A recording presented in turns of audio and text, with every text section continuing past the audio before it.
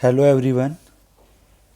इस वीडियो में हम जो जेके सेट 2017 और 18 था, जो मार्च 2018 में हुआ था, उसके क्वेश्चन आंसर की जो सीरीज़ है उसको सोल्व करेंगे।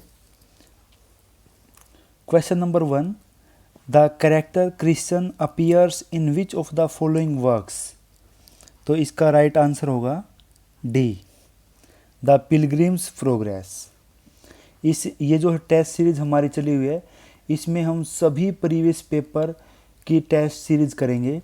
2001 से 2024 तक जितने भी यूजीसी नेट के पेपर हुए हैं, या फिर जितने भी सेट के पेपर हुए हैं, या फिर जितने भी गेट के पेपर हुए हैं, जितने भी एचटेट के पेपर हुए हैं, टीजीटी, पीजीटी और जितने भी डीएसएसबी के पेपर हुए हैं, सभी के MCQ type question answer previous year के वो इस सीरीज़ में आपको इस चैनल पर मिलेंगे। तो ये सारे वीडियोज़ आप देखें जो भी आपके लिए यूज़फुल हैं। तो question number 2, the repetition of the first sound और letter a succession of words is called, that is alliteration. अनुप्रास अलंकार बोलते हैं उसको। Question number 3, which famous romantic poem begins with the line Hail to thee, blithe spirit, bird thou never wert। Answer हो जाएगा हमारा C, to a skylark. तो आप अपने आप से क्वेश्चन आंसर जो क्वेश्चन है उसका आंसर देने की कोशिश करें, और मैं कुछ 1-2 सेकंड बाद आंसर दे रहा हूँ। तो आप अपनी प्रैक्टिस के लिए क्वेश्चन को रीड करें और आंसर खुद से दें। Question number 4, which among the following is not a novel by Thomas Hardy. Mayor of Casterbridge है उन्हीं का, टेस ऑफ डी अर्बरविल्स यही उनका है, डेविड कोपरफील्ड जो है ये इनका नहीं है। डी आंसर हो जाएगा राइट हमारा।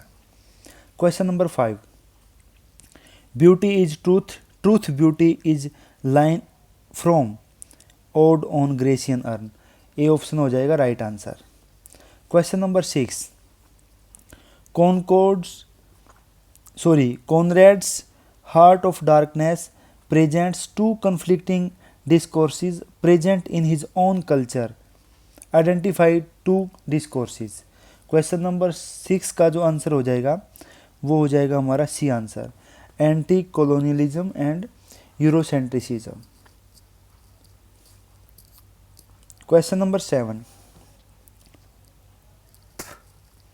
इन लॉर्ड ऑफ फ्लाइज, ये एक नॉवल है, which character comes to realize that the beast is actually the evil inside the boys themselves, and it is that which is breaking things up।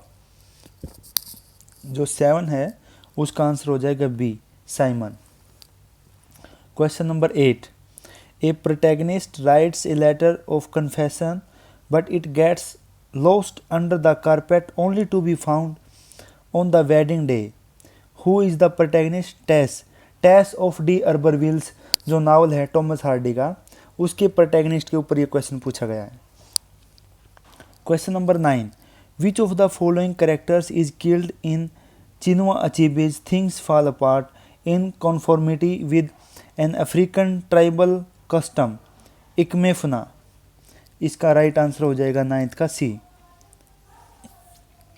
Question number 10, find the poet who is the odd one in the group.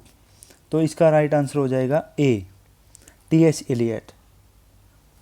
बाकी जो हैं Indian poets हैं, और TH. Elliott जो है वो Indian नहीं है, इंग्लिश पोइट है।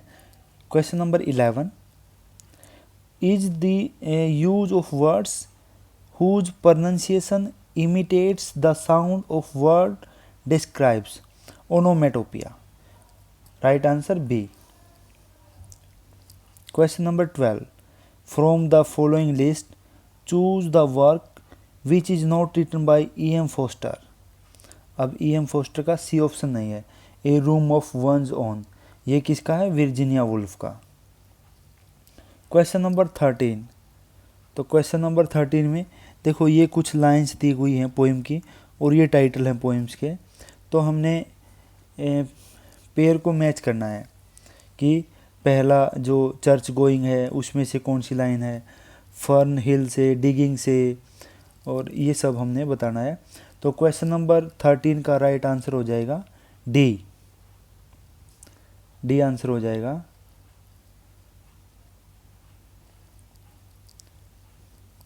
Question number 14, which of the following poems deal with neighbourly relation.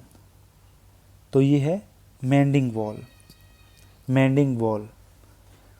Question number 15, out of the four humours of the body the Jacobeans thought of themselves as especially prone to melancholy. 15 का हो जाएगा, sorry 15 का A answer हो जाएगा, D नहीं होगा। 15 का हो जाएगा A option right.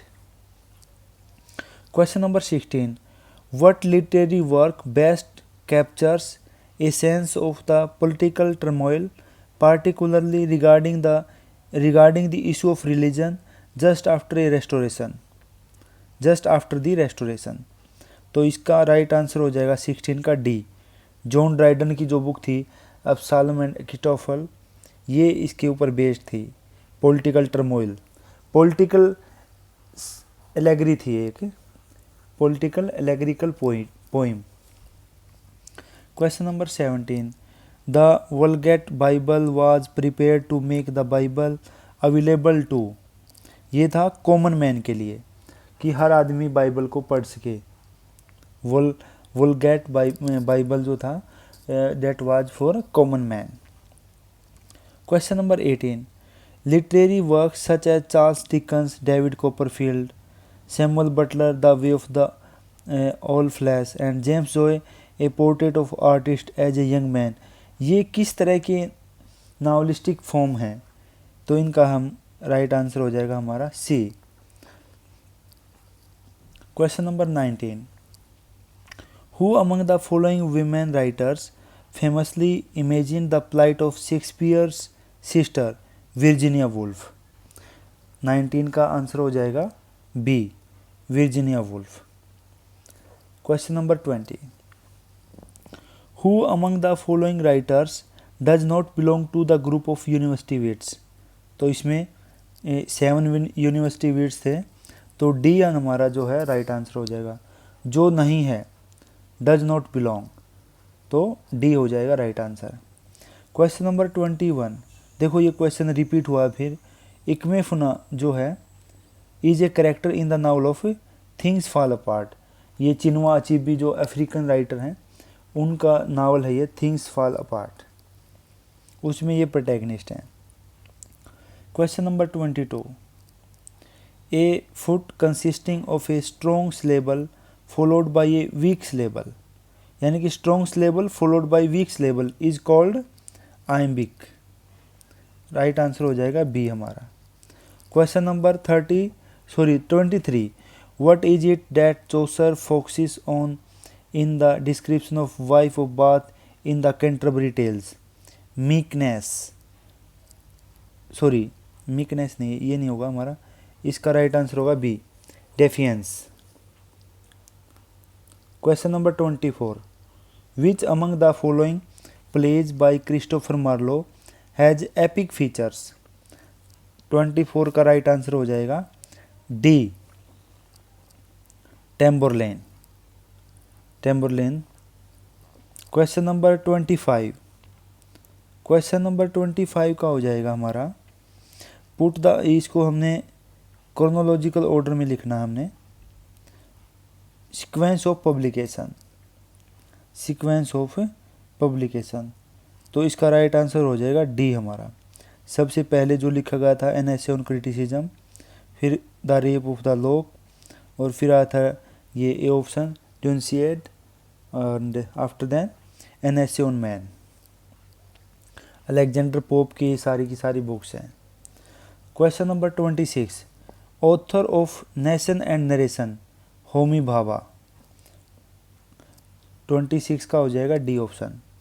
27, the enlightenment believed in the universal authority of. 27 का हो जाएगा C option, reason.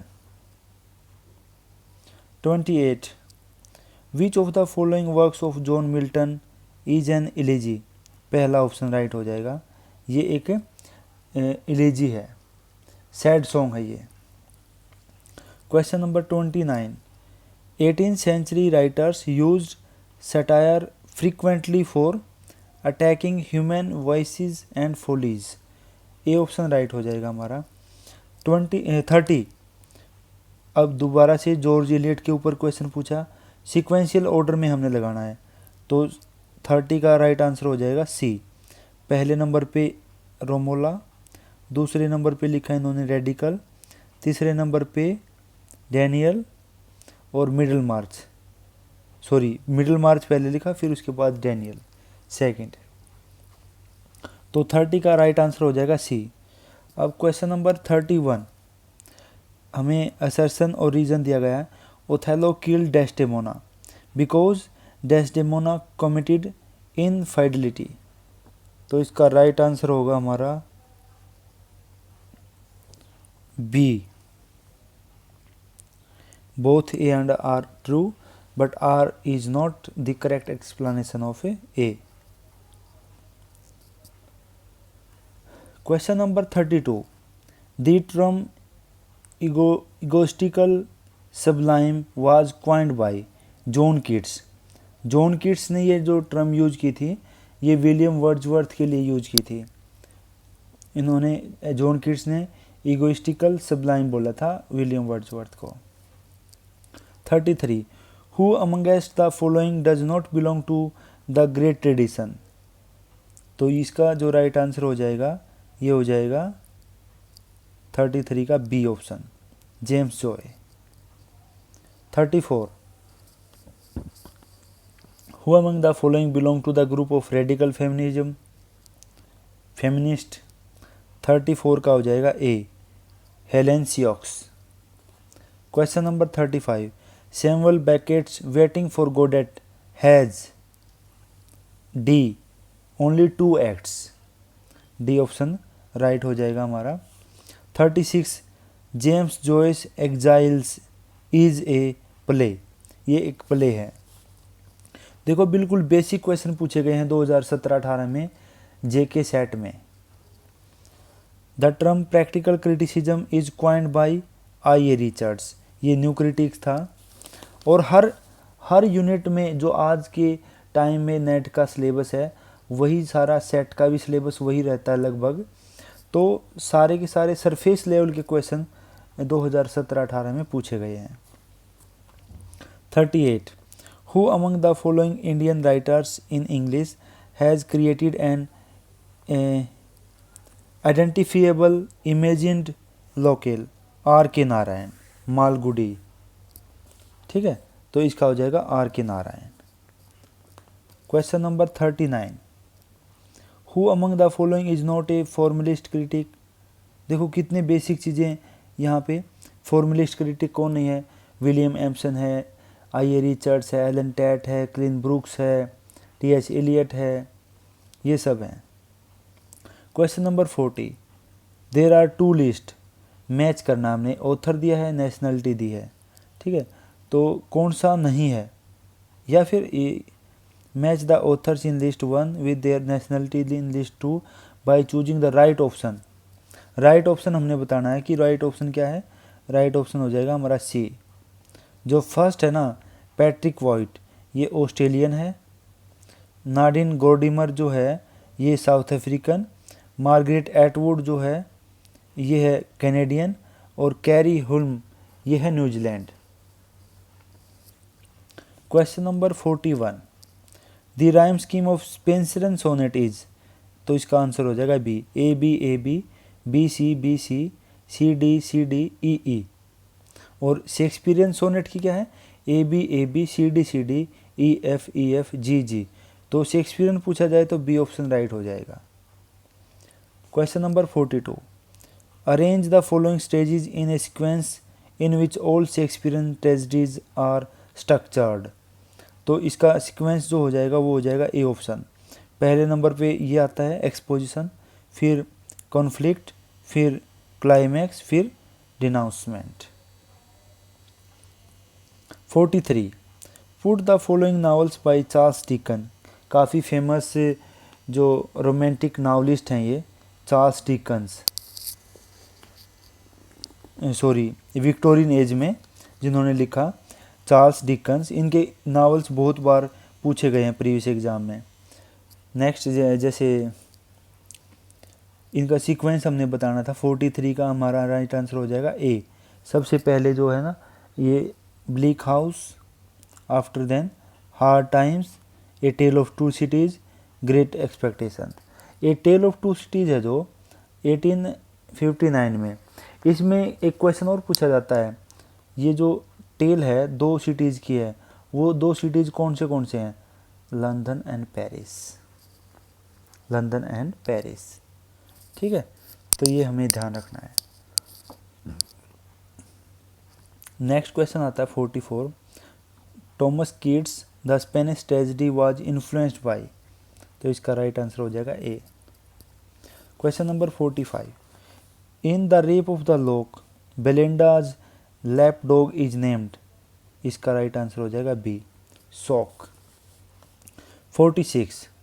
Eliot uses the term objective correlative in his essay Hamlet and his Problem।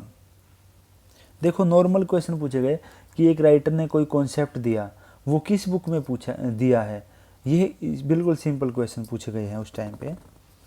47। Heteroglossia refers to, तो 47 का हो जाएगा A, the multiple readings of a text, multiple readings of a text. Question number 48। Widowers' houses was written by, इसका right answer हो जाएगा D, G B. Shaw. The rime ancient mariner is about, तो 49 का हो जाएगा हमारा ए ऑप्शन। और question number 50। Seamus Heaney was awarded the Nobel prize for literature in the year 1995। तो ये हमारा पेपर था जेके सेट, जो हमारा जेके सेट हुआ था 2018 में। ठीक है, इस पेपर को हमने इसलिए सोल्व किया ताकि अगले जो जेके सेट हमारा 2024 में होगा तो हमें प्रीवियस पेपर पढ़ के हमें बहुत क्वेश्चन का आइडिया लगता है कि किस टाइप के क्वेश्चन प्रीवियस एग्ज़ाम में पूछे गए हैं। और जब हम प्रीवियस एग्ज़ाम को बार बार पढ़ेंगे, चाहे वो नेट के एग्ज़ाम हैं, ठीक है, चाहे वो सेट के एग्ज़ाम हैं, चाहे वो गेट के एग्ज़ाम हैं, जब तक हम पिछले पेपर को रिवाइज़ नहीं करेंगे तो हमें आइडिया नहीं आएगा कि किस टाइप के क्वेश्चन हमारे से पूछे जा सकते हैं और प्रीवियस एग्ज़ाम में किस तरह के क्वेश्चन पूछे गए हैं। तो हमें ये जो टेस्ट सीरीज चलाई है इसको ज़रूर आप देखें ताकि आपको अपने एग्ज़ाम के लिए अच्छी प्रिपरेशन मिले, अच्छे से आप तैयारी कर पाएँ। और हम अगली वीडियो में इस तरह की टेस्ट सीरीज़ को सोल्व करेंगे, या तो किसी नेट के पेपर को, या सेट के पेपर को, या किसी गेट के पेपर को। तो आज की इस वीडियो में इतना ही। Thank you very much.